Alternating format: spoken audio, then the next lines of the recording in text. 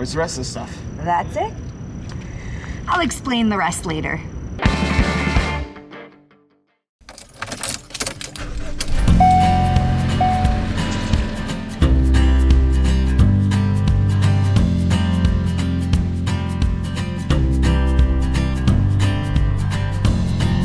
So we are currently driving north right now towards Algonquin Park for our last camping trip of the summer.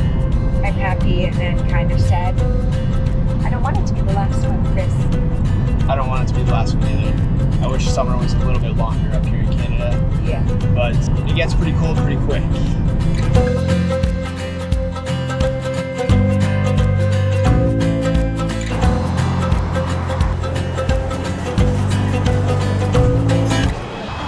One place you have to hit if you're driving Highway 11 north of Aurelia is a burger place called Weber's, just off the side of the highway, and they serve incredible food.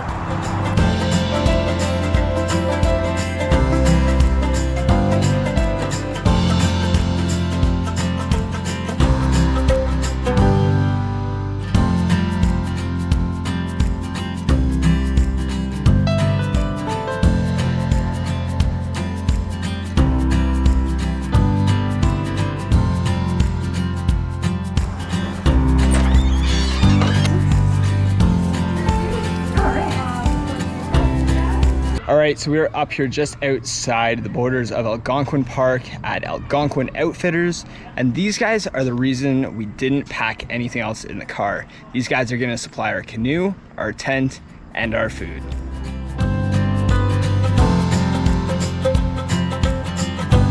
So our canoe trip officially starts tomorrow morning, but tonight we're spending the night here in the tented cabins.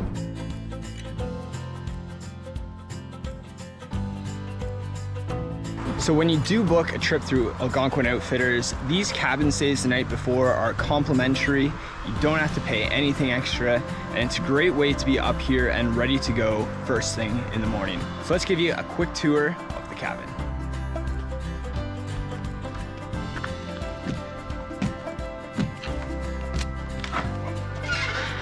Ta-da! Pretty basic. There is literally some beds, and that's about it. Nothing fancy, just enough.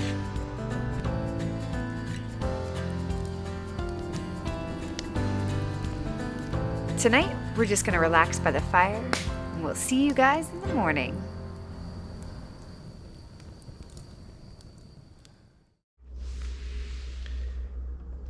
Good morning.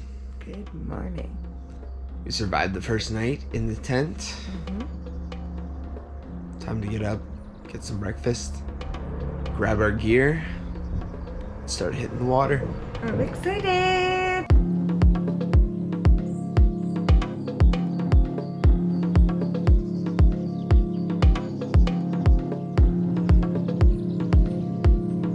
Coffee is key.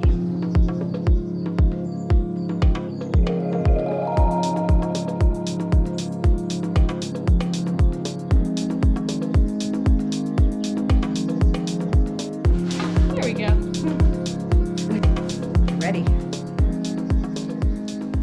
All right, so we've got our giant backpack. We've got everything in here from our tent, our sleeping bags, our clothes. We've got a saw for firewood. The girls in there are absolutely amazing, super helpful. They mapped everything out for us. They've also got all our food into this barrel. So we are ready to go pick up our canoe and hit the water.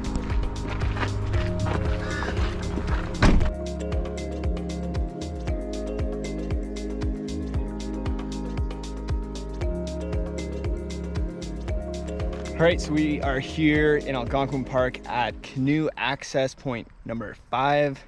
We've got our canoe, got it all loaded up. We've got our backpack, we've got our food. I'm ready. We're ready to hit the water. All right, let's start this trip. Let's go.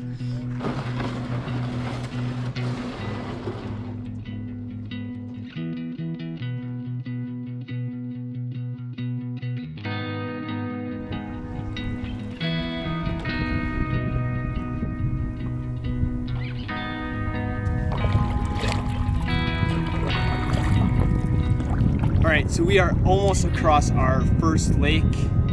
We're not really sure exactly where the portage is. We know it's somewhere up here coming up. So we're gonna keep paddling, get to the other side of this lake, and start scouting for those portage signs. So for those of you who are curious about our route, we are starting here in Canoe Lake, heading all the way up through here and stopping at Little Doe Lake for the night. Currently, we're heading through Canoe Lake towards our first portage.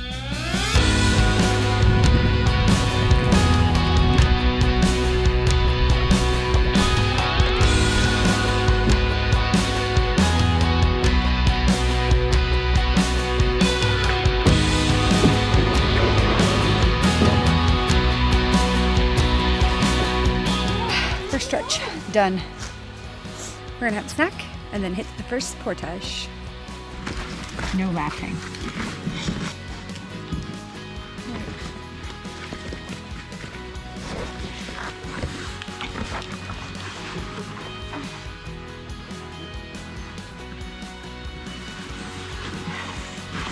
Okay, I don't know how far I'm gonna be able to walk like this.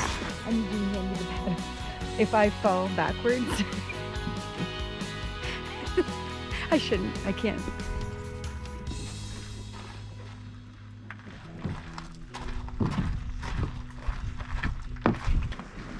This is gonna be entertaining.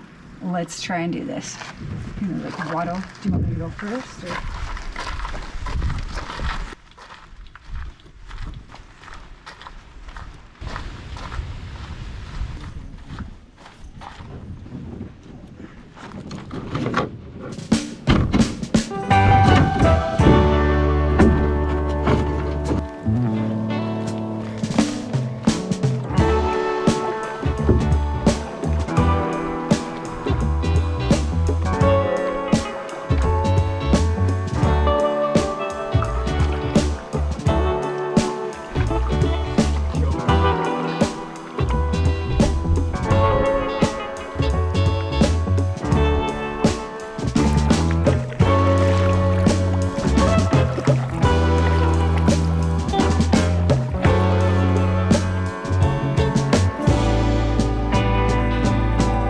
All right, we're almost to the end of Joe Lake.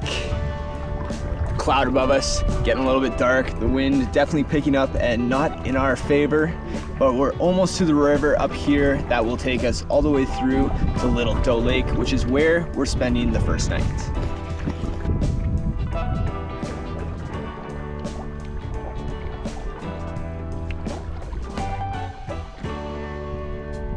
So we are currently heading down the river that connects Joe Lake to Little Doe Lake. So this river is gonna go up, take a curve to the right, and then once it opens up, we'll be in Little Doe Lake and we can look for one of the campsites to grab. Yeah. We've made it to Little Doe Lake. Now we just have to find a campsite for the night.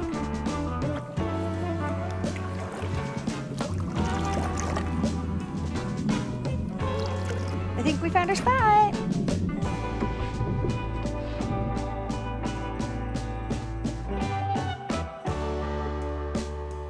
All right, so we told you guys that we didn't need to pack anything, so I'm gonna show you what they've packed for us. So first and foremost, we got the saw. We are out in the middle of nowhere. There's no camp store to buy firewood from, so it's up to us to find some wood, chop it, and get it in the fireplace. So first off, we have another heavy duty tarp, a large one. In case it rains, we need to make an extra roof. We got a couple tarps. We have our 2 dry bags, which have our sleeping bags and all our clothes in them. We have 2 inflatable pillows. And last but not least, at the bottom here is our tent.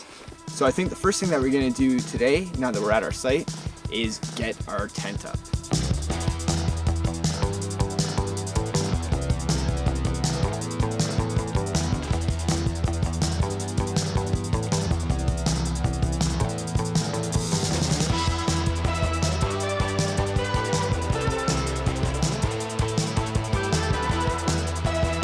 All right, let's check out how the tent looks.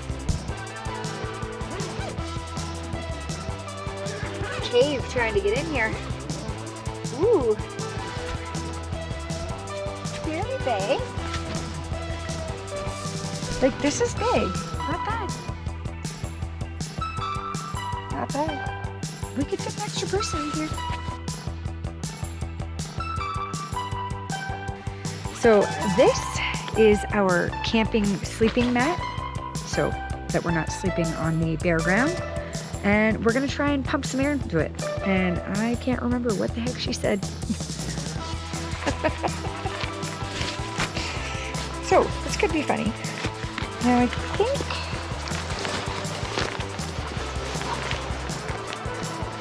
open valve to pump. Step here to inflate. Alright. Oh, this is so cool.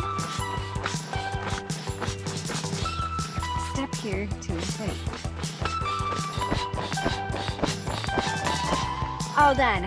Way better than sleeping on the ground. Okay, so we got camp all set up and we thought we were ready to relax for the night, but a couple of canoers just canoed right by our site and said there is a moose literally just up here around the corner. So we are back in the boat and trying to go see a moose.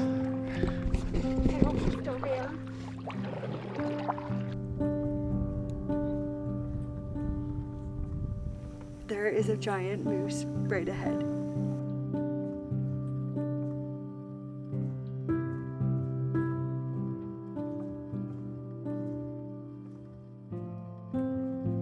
It's moments like these that I wish I had a zoom lens soon. But man, it's so cool being able to sit here. We're probably, I don't know, maybe 200 feet from it. Just this massive male. It's got these huge antlers. Just incredible. This is only our first day. Oh my gosh, this is exciting. Ah, I can't believe we're seeing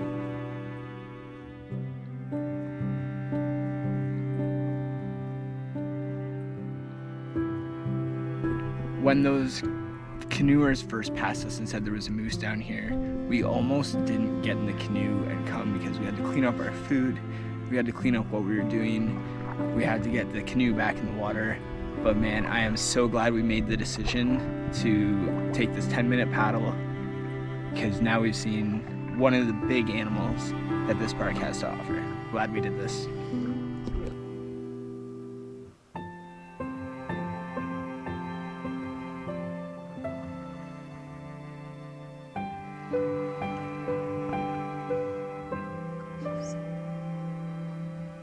It's so incredible to get this close to something so beautiful. I love it. I would stay here for hours and watching it.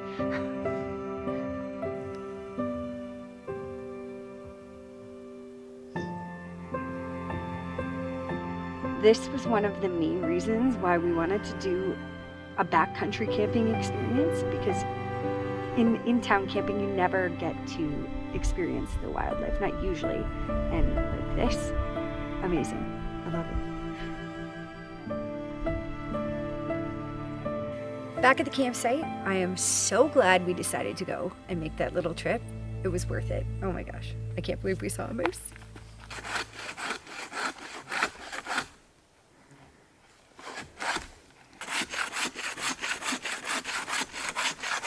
How's it going, babe? Hot, sweaty. I'm almost there. All right, I've got the fire started. Thankfully, there was a little bit of kindling lying around. I sawed a couple logs off with the saw that they provided. And thankfully, there was a bunch of birch bark lying around, which makes for the best kindling. You can just literally light that stuff, throw it in the fire, and it goes. So I know you guys are wondering about the food situation. So let's dig in our bin here and we'll show you what we're gonna eat for today. First, we have our staples. In here, the most important thing, coffee.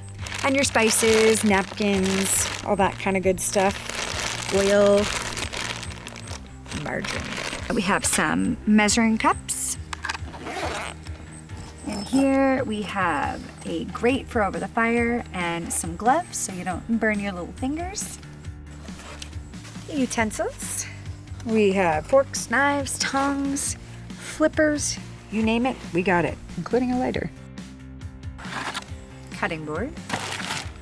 Handy plates. So we also have a full set of pots and pans, which we are going to use right now. So there's also a little like butane tank in here for like coffee and boiling water, because I think we're gonna have rice tomorrow, so that'll come in handy. And what really matters, tonight's dinner. Tonight we're gonna have steak and broccoli and potatoes, and we're going to have s'mores for dessert. Super exciting. So far, so we did a little bit of a menu selection before we came, and so far they have nailed it for me. Steak and potatoes, yes please.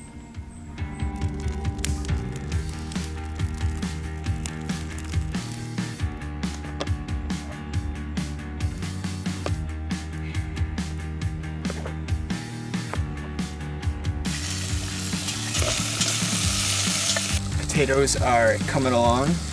Have to get that steak in there soon. Oh yeah.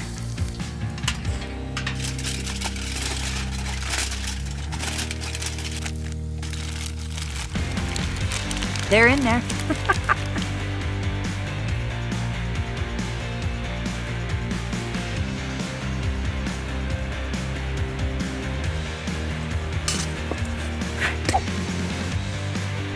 Dinner is served.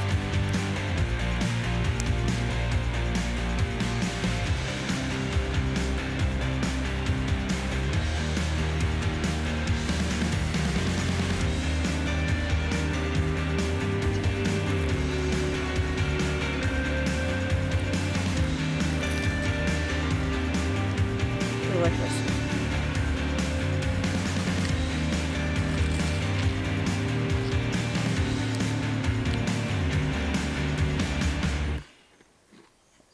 So one super important thing about backcountry camping is your food storage. Now, with regular camping at a campground at a provincial park, you're gonna have your coolers and you're gonna be able to put that stuff back into your car or into your RV. But out here we have nothing. So we have this barrel, all our food stuff is in there, all our toothpaste, toothbrush, deodorants, all that stuff is inside this. So now we're gonna go and hang this in a tree, and hopefully it'll be safe there and everything's there in the morning.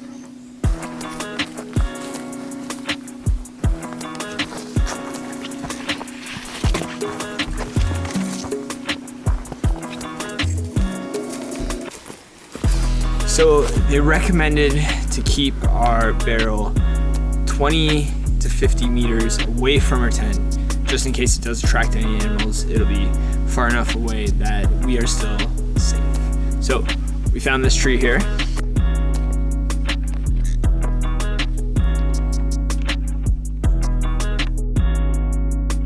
So it's the end of day one, and I am pretty tired. It's actually going pretty well, I think. So far, it's been pretty good. I can't complain. A few hiccups. We only took one wrong turn. It was only a few minute detour. The portage went pretty smoothly. The pack was so heavy and I am so short. I know the pack was super heavy for Courtney. That it was really difficult for me to carry. It's hard being that small. But I am going to try and tighten the straps a little bit for tomorrow, and hopefully that helps. She made it. Super proud of her for plowing through on that. Or I'll try and carry the canoe. So looking forward to getting to the next spot, checking out Burt Island. Maybe that's a better idea. Guess we'll see.